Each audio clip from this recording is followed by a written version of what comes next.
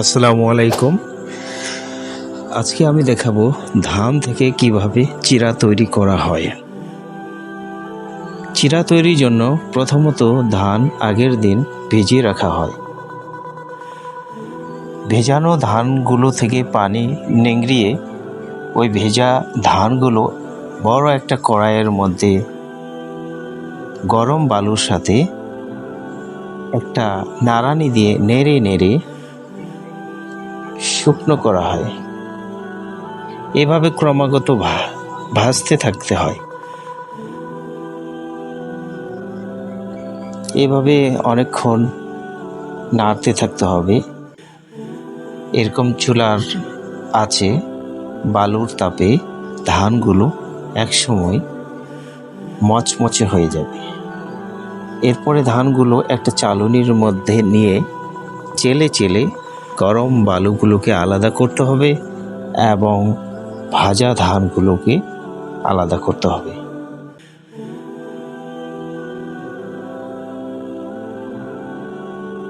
এবার ওই ভাজা ধানগুলো একটা বড় চাকা, ঘূর্ণায়মান চাকার উপরে ঢেলে দিতে হবে। এই যে আমরা দেখতে পাচ্ছি ধানগুলো ওই চাকার সাথে ঘুরতে থাকবে। ঘুরতে ঘুরতে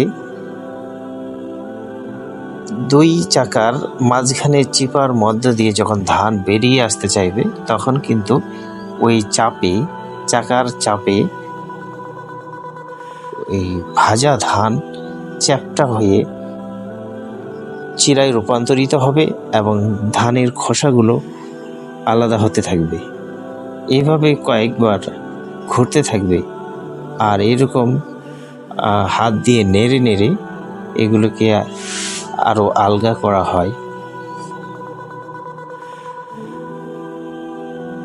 এভাবে মাঝে মাঝে দেখা হয় কতদূর চিরায় রূপান্তরিত হয়েছে।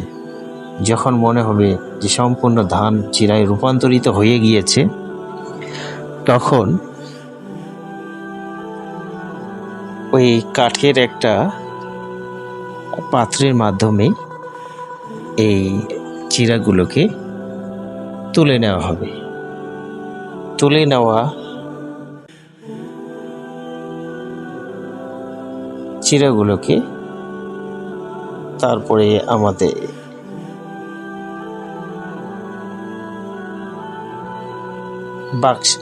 আমাদের পাত্রের মধ্যে বস্তা বা যে পাত্রের মধ্যে আমরা রাখতে চাই সেখানে রাখতে হবে।